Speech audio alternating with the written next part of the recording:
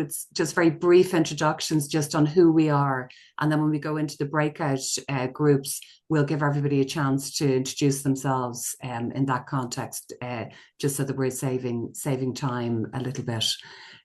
So my name is Bernie Grummel. I work in the adult education and the education department in Maynooth University, and I'm on the editorial board with Rosemary as well, who I might hand over to next just to introduce herself. Okay, Bernie, thank you. Hi, so Rosemary Moreland. I'm the subject lead for community development at Ulster University in the north of Ireland, and I'm also the editor of the Adult Learner Journal. And I shall hand over to Juliana. It's like tag. Hi, good morning, everyone. So my name is Juliana. I'm co-secretary with Eve for the journal. We're both in the editorial office. And at AONTAS, I'm our publications and design officer. And I will hand over to Eve. Thanks, Juliana. Morning, everybody. I'm Eve, Senior Research Officer at AONTAS. I focus generally on community education research. And I think I've been involved in supporting the journal since 2020. So yeah, really good to see everybody this morning. Thanks for making the time. And yeah, I'll hand it back over to Bernie. Thanks, Eve. And I'm just going to share screen again, hopefully. Yeah, I think I've done that successfully. So what we just kind of wanted to do this morning was just to kind of create a space here where we can kind of give you an overview maybe of the journal and kind of what we're looking for in terms of kind of from an editorial perspective. So it'll be kind of just quite a factual overview of that, but then mainly just to give you a chance to talk with us in breakout groups just around kind of what you're planning on writing, and maybe giving you the opportunity to kind of ask any questions, learn from each other, and from us, just in terms of kind of workshopping what you're planning a little bit in terms of that. So what our plan is that I'll just run through some of those details and overview of the journal, probably for about 15 minutes or so, first of all. Then we'll have a very short comfort break, and we'll go into the breakout rooms for about half an hour or so. And then we'll come back into the main group again, just to kind of bring feedback from the general types of issues and questions coming up for people, and as a final wrap up. So that's the kind of broad plan for the next hour and a half, 2 hours max, in terms of that. So as I said, it kind of, both myself and Rosemary with others are on the editorial board, and then we're also supported by the staff in AONTAS in terms of the Adult Learner Journal. So we wanted to kind of give you a sense of kind of the journal and the types of articles in it, first of all, and then the process in terms of submitting a journal or submitting an article, and how that works overall.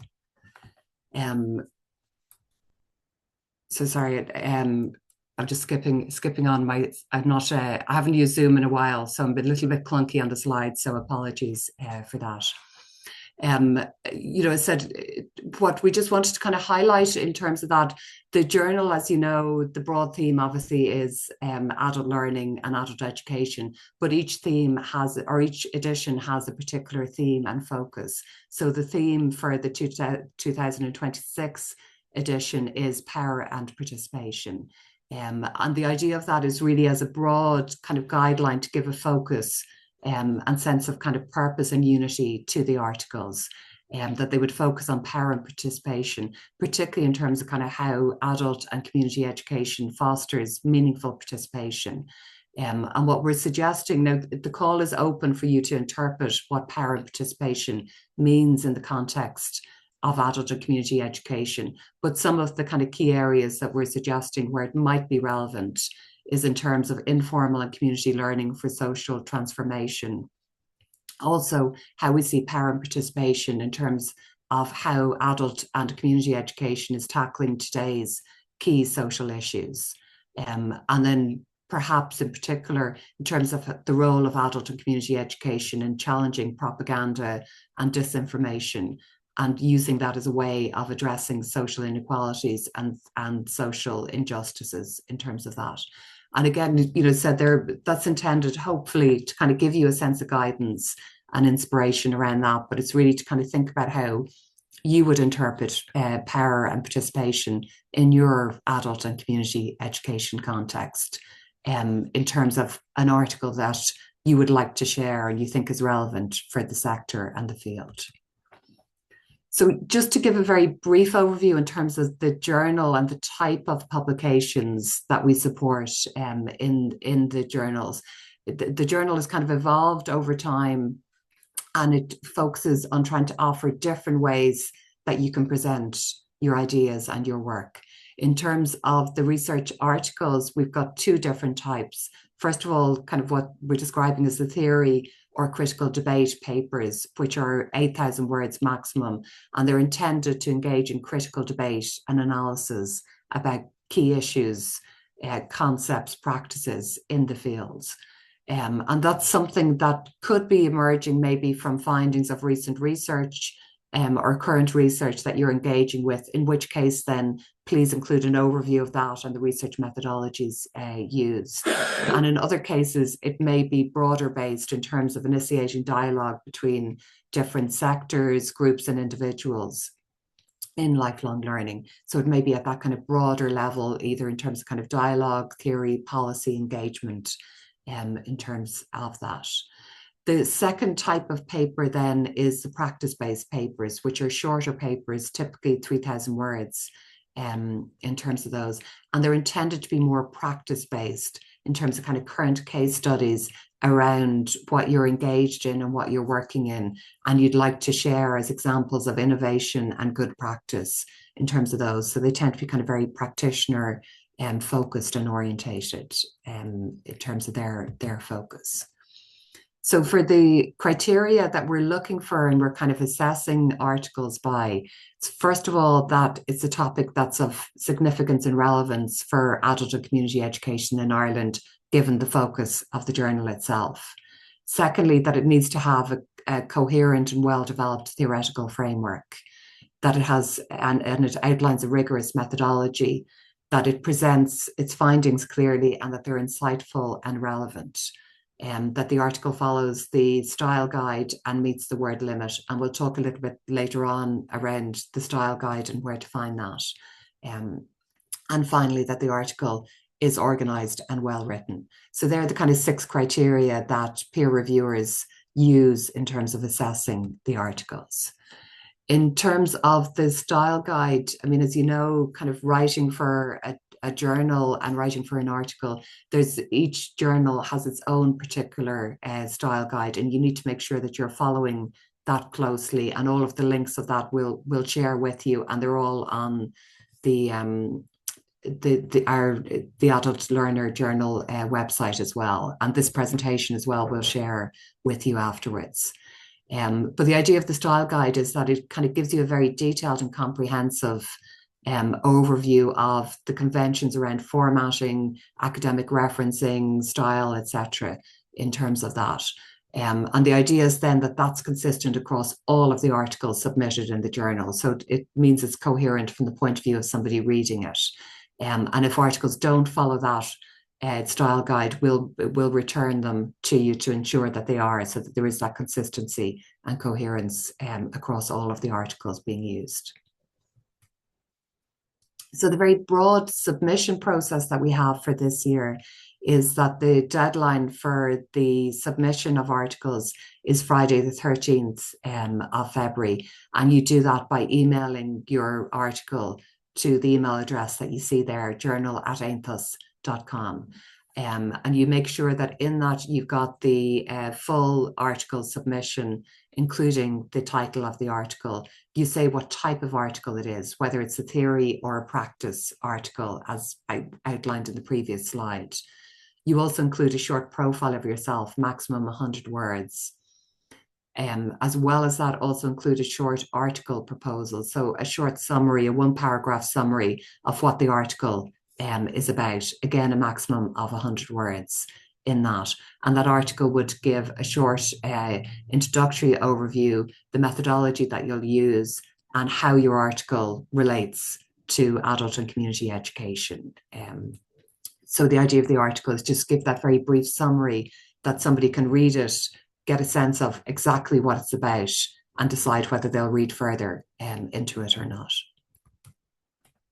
And you see just a very brief example of a profile there, just in terms of kind of giving a sense of kind of the background of somebody, in this case, a kind of fictional version of this, in terms of Gary Nichols is an adult learning and skills manager where he's located, also an academic tutor in the University of Sunderland, and then saying anything that's relevant, particularly in terms of research themes that you're focusing on in adult and community education. The key points just to remember about that in terms of the style conventions is use the third person. So rather than talking about the I here, it's talking about you in terms of your name. So Bernie Grummel or Gary Nichols is, rather than saying I am. Make sure that you mention relevant roles and experiences, and particularly focus on any areas of interest or expertise in adult and community education.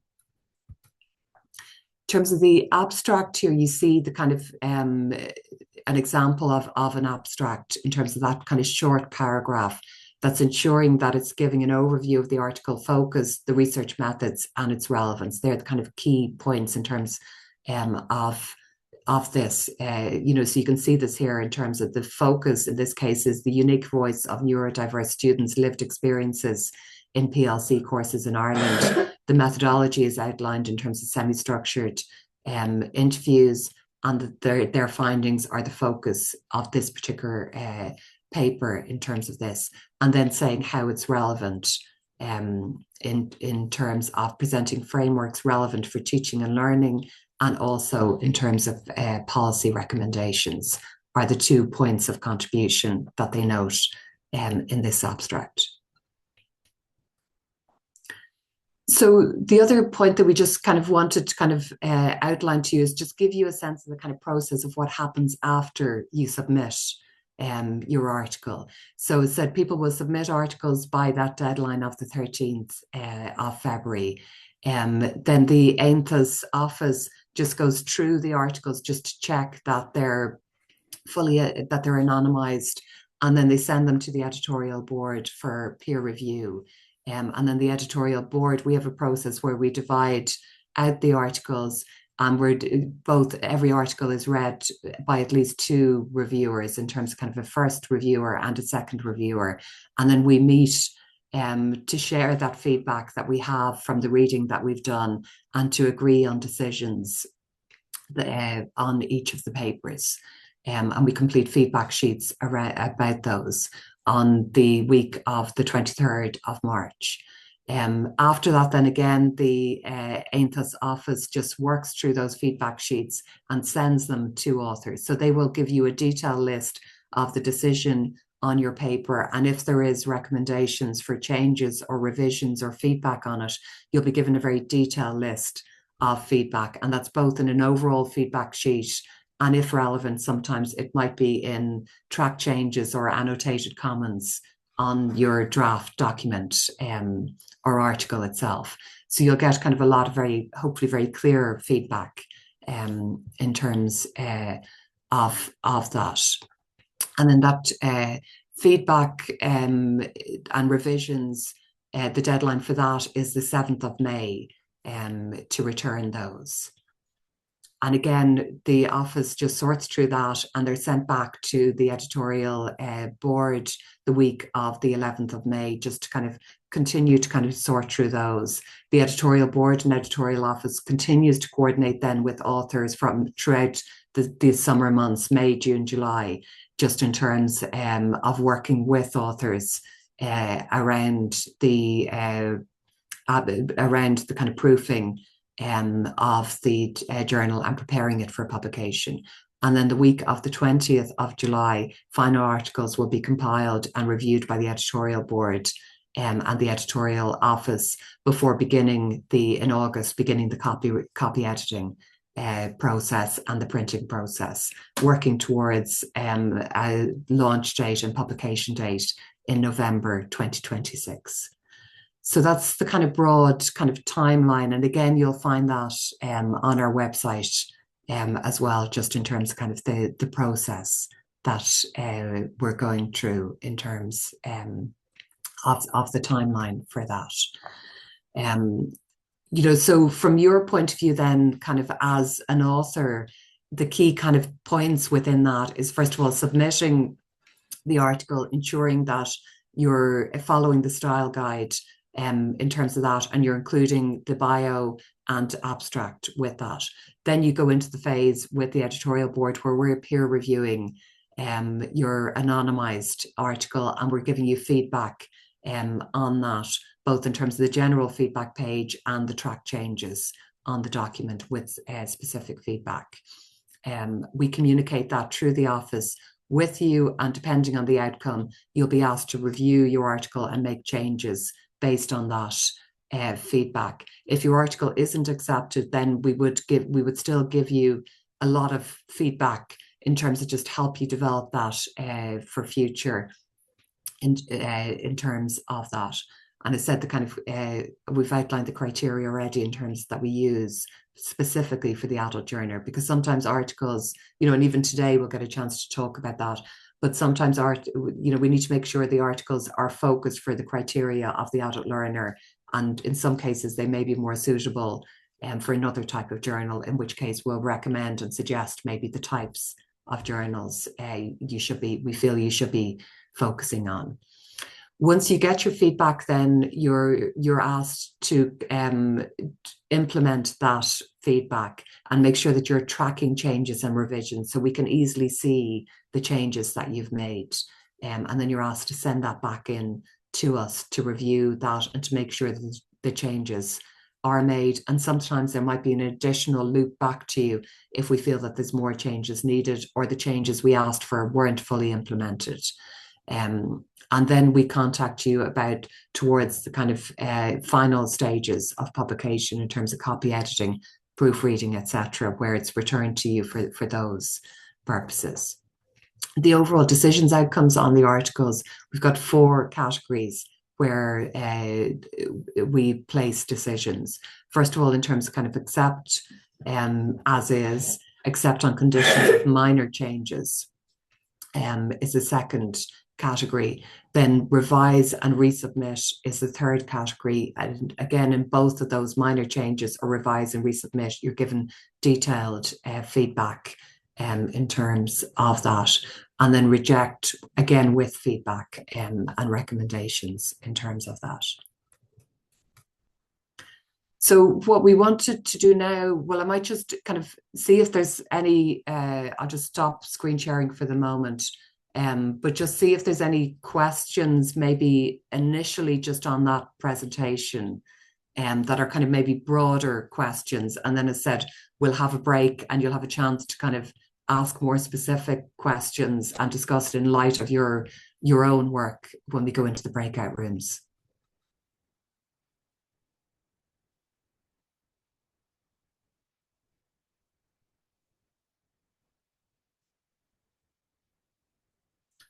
So there's no particular kind of broad questions for the moment then. Okay, that's great. Bernie, So sorry, I was just going to come in there. Maybe it's not a question, obviously, but I mean, I was just thinking in terms of the timeline there that you were showing. I think it's important for, I suppose, people to recognize that it is a pretty tight time frame that we're working under. So the AONTAS staff team that help us out with the journal, involvement in the whole kind of publishing or whatever of the journal, that's only one part of their role. So they have a much bigger role within AONTAS, and this is only one of the many things that they do. And equally, I suppose, just in terms of the editorial board, again, as you've heard us introducing ourselves, so we all work in various sort of different, institutions or whatever places of work. So the members of the editorial board, it is voluntary. The people are taking on the role of being on the board and reviewing and peer reviewing the papers. So, it is quite a tight time frame that we're all kind of working to. So it is just supposed to point out how important, these deadlines are, and, as much as possible, that you do actually, stick to the deadlines, so in terms of the submission date for the article, obviously getting it in, the best, I suppose, draft possible that you can for that deadline. But obviously knowing that it doesn't have to be perfect, you know, because you will have an opportunity, hopefully, if you do a good enough job, I suppose, to get over the line, as it were. You know, there will be an opportunity, obviously, then for you to make further revisions based on the recommendations of the editorial board. But again, I just thought in terms of, you know, if you're looking at that timeline, I suppose between May and July, whenever it talks about, you know, the editorial office from AONTAS, you know, will be in contact sort of with the authors just to, you know, polish up the articles and get them into, you know, the right format and everything.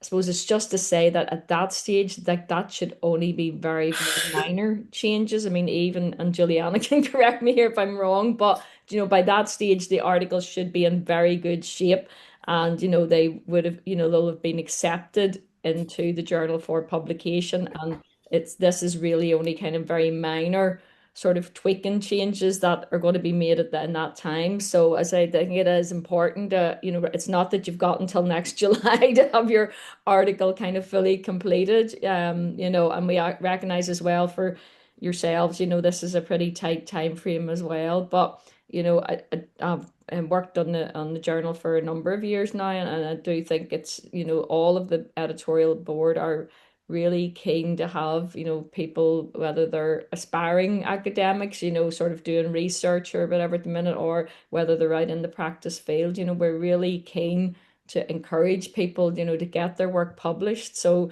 you know, the feedback you get, you know, is very much very constructive and really wanting you to you know, to be able to get your article in and be successful. But at the same time, you have to work with us and you have to, you know, we're trying to give you all this information to say, look, you know, follow these guidelines as close as you possibly can. And you're, you know, definitely going to, you know, increase your chances really of getting accepted into the journal. So that was just wanted to say that. Thanks, Rosemary. I think that's very useful to say. And maybe the other thing to say that we're kind of conscious of, and we'll get a chance to kind of chat more in the breakout groups in terms of just getting a sense of kind of who you are and your own backgrounds. But we're conscious that there's probably people at kind of different stages of writing. Some people might be here specifically for the 2026 edition and might be kind of ready to kind of write an article. Others might be here, you know, to learn more about the journal, and you might be at an earlier stage, and you might decide after today's workshop, actually, I'm going to wait till, you know, the following year or that. So we're open to kind of that broader levels support as well, you know, just in terms of kind of you pitch your writing, and we'll have a chance to talk to you in the smaller groups as well, but you pitch your writing when and where you're ready for it. So said, you might be just gathering information today, while others might be more focused directly on the 2026 call in terms of that. So we kind of welcome that ongoing relationship with us as well.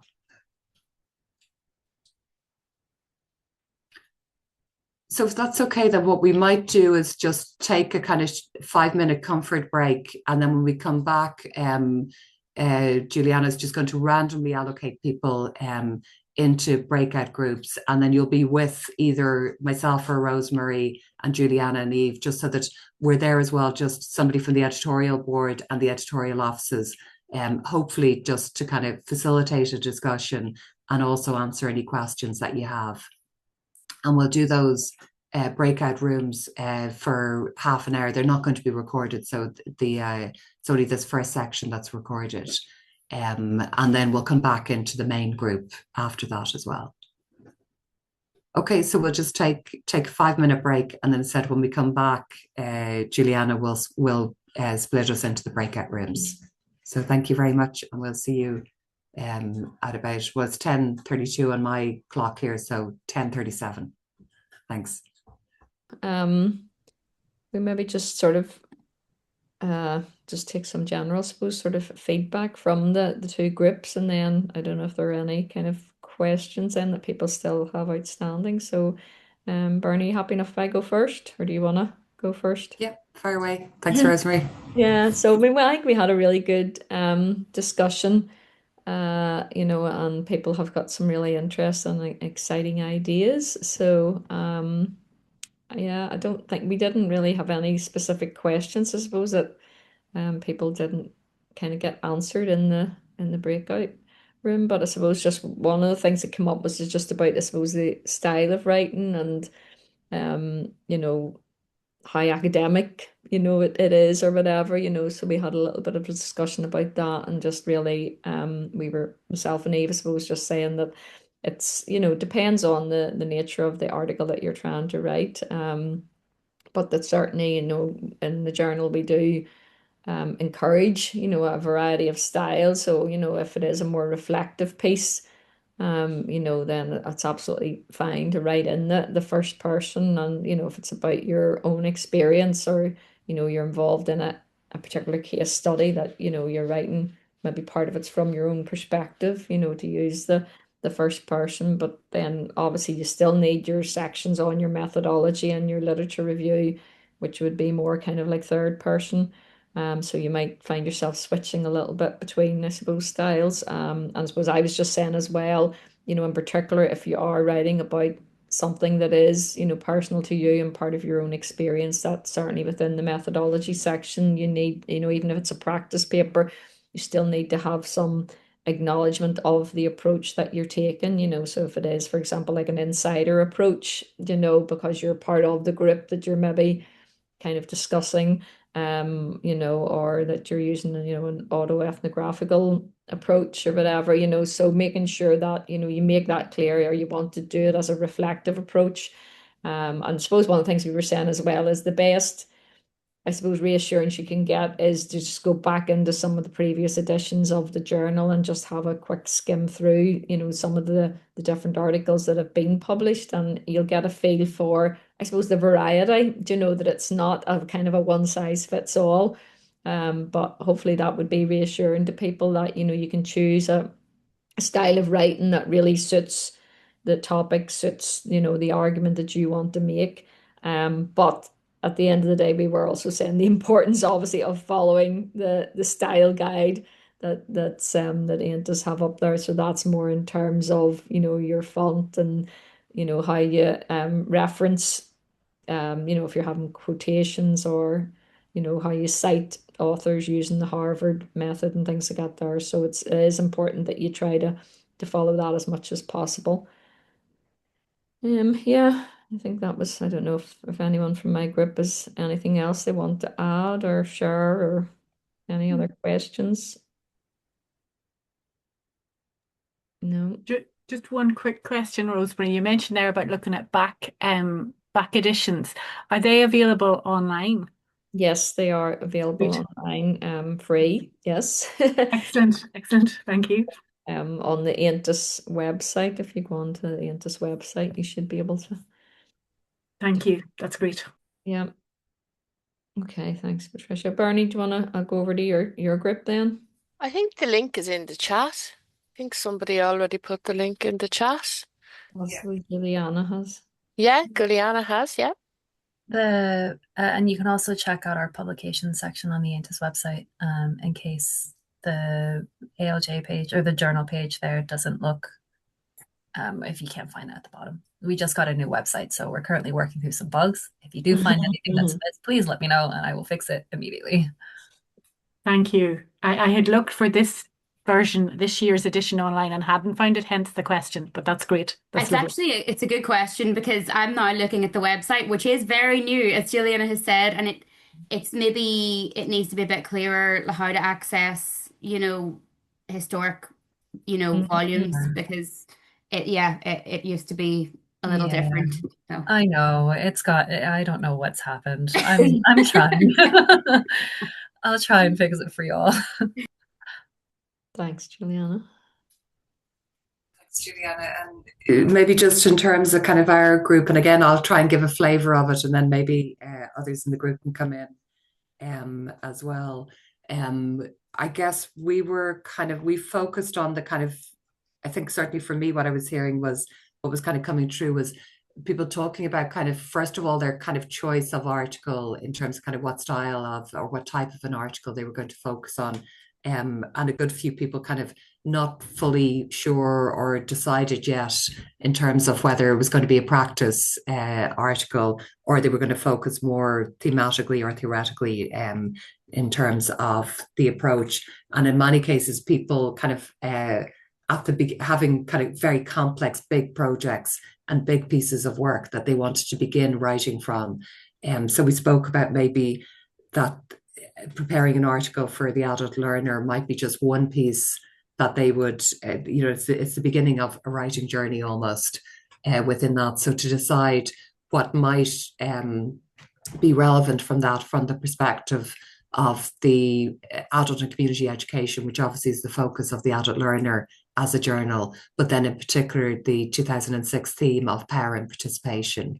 So what might be the kind of key focus that you have around parent participation within that? And we were kind of saying, to focus on and decide what is the key 1, 2 themes that you want to focus on within this particular article that that you can't really hold too much more, otherwise it gets too big and unfocused in terms of that. So think about the kind of clear focus that you want that's relevant for the adult learner and its particular audience in terms of what people are planning on writing.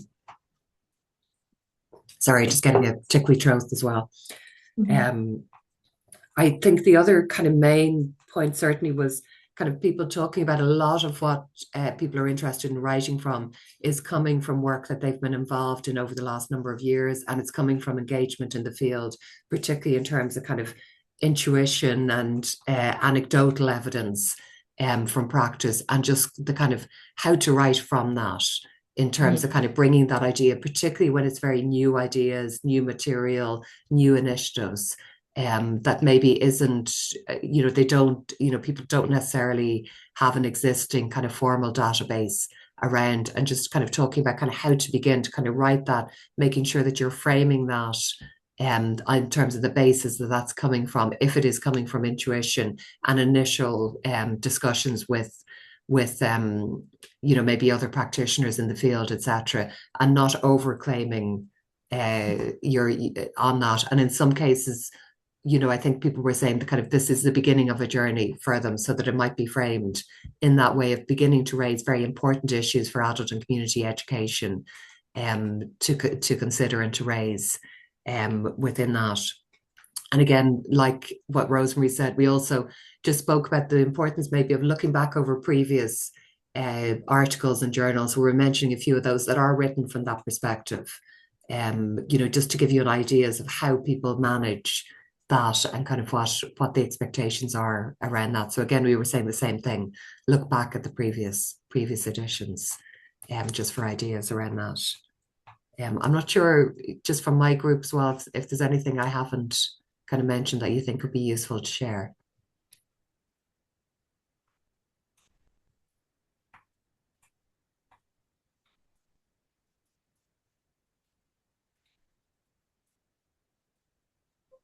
This may not be useful, but I'm very excited to read all these articles if they do come to life and are submitted. I left that breakout room very excited about the upcoming edition. I said exactly the same, Juliana. So yeah, great discussions. Yeah, that's great. Thank you. I'm just thinking in terms of just what you were saying there, Bernie. I suppose in terms of some of your discussion, when you say people maybe at a point of like they're just starting in this journey of trying to, record, their ideas or whatever, they have some, good ideas around the practice that they're involved in, but they're not sure kind of like maybe how to frame that. So I think as well, going back into some of the previous editions of the journal can also be useful in terms of, because I do think this is a part of the problem, particularly if you are a practitioner, that you may be in some ways kind of cocooned in your own kind of organization or your own kind of work, and not realize that that there is a bigger field out there, and that people might have written about other sort of similar things, that actually you could then tie your article into, so even just doing a bit of a search through some of the previous editions, maybe with some keywords that you feel are important for your journal or your article, might actually then throw up some previous articles that have been published, and you might find there that there are already some frameworks or ideas that people have already discussed that you then, kind of, I could tie in with that. Because that's another way then I think of, as Bernie sort of saying, some of this might be kind of intuition or like lived experience, but you don't have, it's anecdotal evidence. And this is one of the things that I know we're very keen, I suppose, in terms of adult education, adult learning, is how do we build, this evidence base. So, I do think one of the ways you can do that is also then, building on previous anecdotal evidence that already exists. So if people have published papers that, have begun to explore some ideas that are maybe similar to yours, then, by you kind of tying your article in with those, you are actually then building that more substantial. Your paper isn't just standing on its own as here's just one little case study standing on its own, but, it's actually then building that bigger picture then in terms of, how we can see that. And it might be maybe a different type of work, a different type of organization, but I think, if there are, similar ideas or, some sort of a theoretical framework that you think, oh, that actually fits very well with, the work that I'm doing, you can use that to draw upon that to show how, you're maybe, you might feel is just a really starting point of the journey actually does tie in with some bigger ideas that are out there. So hopefully that's helpful to people. I think that's very useful. Maybe just to say that there was another point that I kind of forgot that we had kind of discussed as well, which I think is relevant maybe in this space, but it was around kind of, maybe different systems in education, in particular initiatives coming out of higher education into community, into outreach, and looking at kind of how higher ed and adult community ed engage together, and particularly the kind of power dynamics around those systems definitely kind of was a theme that several of the authors are looking at. And we spoke about that in particular, maybe in terms of there might be different pieces out of this, particularly the bigger projects, where some might be more relevant and you might focus on a higher education journal and a different place. For this and what we spoke about in terms of the adult learner would be the implications that are directly relevant and have a focus around adult and community education. So in particular, people were interested in kind of what was happening for those communities of learners and the spaces and places they were, and how in many cases they were either quite distant or quite excluded from existing higher ed institutions. So it's again, think about the adult and community education angle on this, and maybe the ones that are more higher ed focus, you would bring that to a different journal. Absolutely. Yeah, that's a good point, Bernie. So, and I think, yes, for everybody's papers, no matter what your sort of topic is, we obviously understand that adult and community learning is a very, very broad field, as it were, broad church, as it's been described before. So, just making sure that, you're tying it in, your own particular article ties in with some dimension of that broad field. It doesn't need to fit in with everything. There's not a one size fits all, but making it, I suppose, relevant to the adult learning community really is what we're talking about. Yeah.